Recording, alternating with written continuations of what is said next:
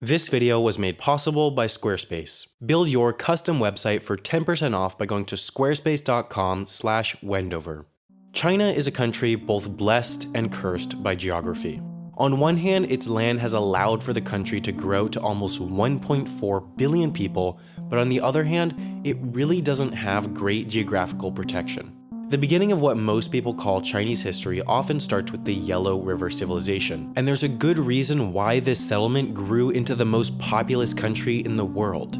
The floodplain of the Yellow River is some of the best agricultural land in the world. In fact, the entirety of eastern China is perfectly suited for agriculture. This was and still is crucial to the country's success. What's more, this area is just warm and wet enough that farmers can do what is known as double cropping. Once the main crop of rice is cultivated in June and July, another slightly less productive crop can be planted for October cultivation. This increases rice output by about 25%, which means China can make more food using the same amount of land. Europe mostly relies on wheat to feed its population, which only outputs 4 million calories of food per acre of farmland. Rice, on the other hand, grows 11 million calories worth per acre. It's easy to see why there are so many people in China. But China does have its geographical challenges. To the south, it borders 3 countries: Vietnam, Laos, and Myanmar. The borders between these 3 countries and China seem almost arbitrarily set, because they sort of were. Vietnam's was set after the Sino-French War, Laos's was set following its involvement in the Vietnam War, and Myanmar's was set following a small war with China in the 60s. None was naturally set by the environment. All were chosen arbitrarily by humans at war. These countries are not insignificant. Combined, they have nearly 1 million active military personnel, while China, the much larger country, has just over 2 million. Significant conflict with any of these countries would not be a one-sided war. While China would have the technological advantage, any of these 3 countries would have a significant home field advantage.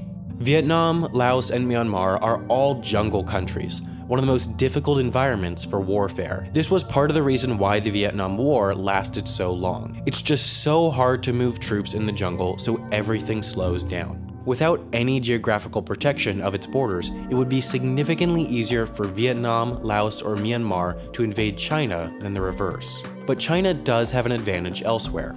China and India just aren't good friends.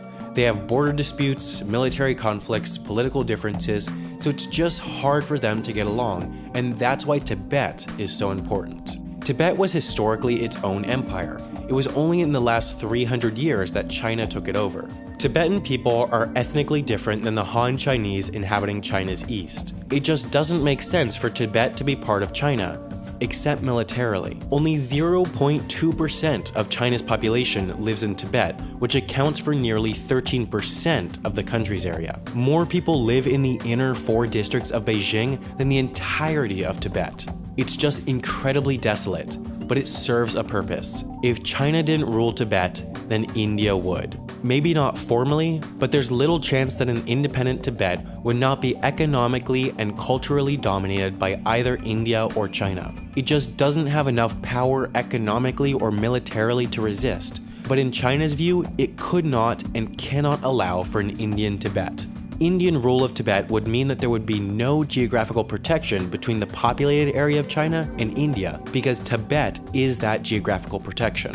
Not only does Tibet extend China's border to the Himalayas, it's also an unpopulated area without the transportation infrastructure needed for an invading India to advance a large number of troops towards eastern China. But that also means that there's not the transportation infrastructure necessary for China to advance towards India, but China is trying to change that. They recently opened the world's highest railroad to Tibet, they're building highways constantly, and they also opened a large airport in Yingqi, just miles away from the border. In the near term, the goal of these projects is to further integrate Tibet into China. The government has all but failed at winning over the native Tibetan population, but they can change who lives in Tibet. Hundreds of thousands of Han Chinese have moved into Tibet, and many more visit each year. The government knows that Tibet's usefulness is diminished if when a foreign military shows up, the population thinks that means liberation rather than invasion. But there's another reason China needs Tibet: Water. The whole eastern zone of agricultural productivity exists because of all the water from Tibet. The Yellow and Yangtze rivers, China's two longest rivers, both get their water from Tibet, and foreign control of the water supply of the country would, in the government's mind, strike a catastrophic blow to the country's food security. If there were hypothetically a significant mountain range separating Tibet from eastern China, there's a good chance it would still be independent. The water would still come from China, and the mountains would act as the geographical protection that China desires. But to the north is another one of China's assets.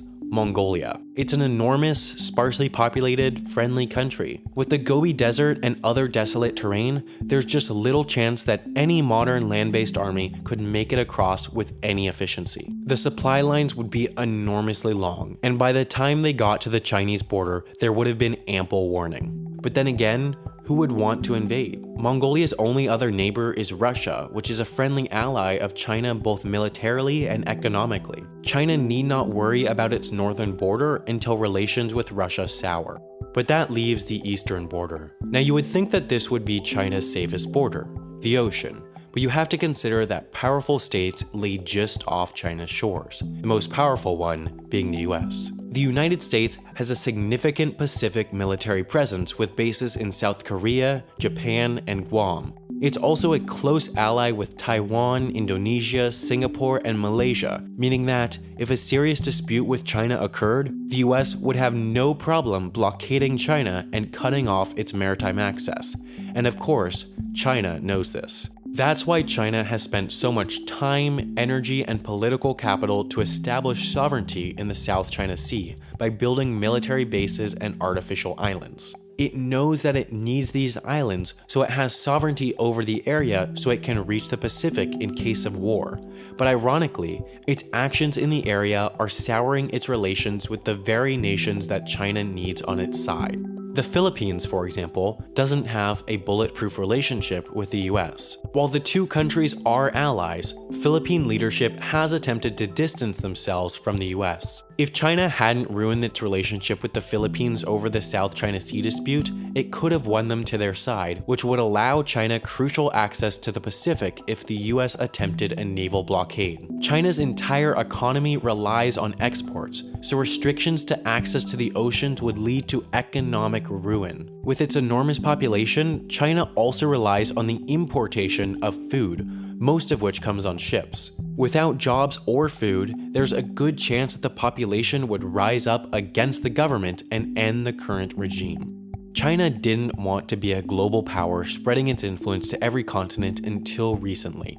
It wanted to be the dominant power in its region, Asia, but historically it kept its affairs within the region. It never colonized outside of Asia, and for much of history it didn't have a significant navy to project its power around the world. But that has changed because China got so big. China is now of a size where it cannot support its population with its size alone. Self-sufficiency in food production was a major aspect of China's domestic policy for decades, but the country has found a way to move past it as its economy has grown. Africa has emerged almost as China's China. It supplies the country that supplies the world. China has pumped enormous amounts of money into the continent in what some describe as a form of neo-colonialism.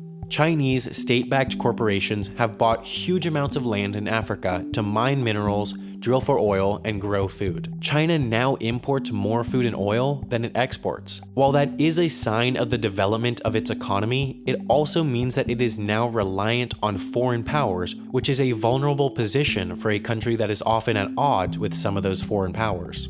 China doesn't have bad geography. It has some of the best in the world, which has allowed for it to grow into the largest country in the world. But as it grows into a more and more powerful and developed country, it needs to be cognizant of its vulnerabilities if the current regime wishes to continue. It's clear that because of its geography, the country is in a more precarious position than some may think. If there were ever a reason to go to war with China, the country is surrounded to the south and east by countries that would likely side with NATO powers. To the west and north, China is surrounded by countries and regions without the infrastructure to support China in a war. China is a nuclear power, which means formal war with other superpowers is unlikely, but if it ever were to happen, it's hard to deny that its major disadvantage is its geography. I just went through the process of building the new website for my other channel, half as interesting. All in, it took me about an hour to make this simple website, and the hosting fees are very reasonable. For whatever you do, whether it's a YouTube channel, a business, or anything else, having a professional web presence is incredibly important because that's how people find you. Squarespace makes this easy with their beautiful templates created by world-class designers, powerful website builder, and 24/7 award-winning customer service. No matter what you do, build your web presence for 10% off with Squarespace by going to squarespace.com/Wendover. Squarespace makes this show possible, so please at least go check them out over at squarespace.com/Wendover. Thanks for watching, and I'll see you in 2 weeks for another Wendover Productions video.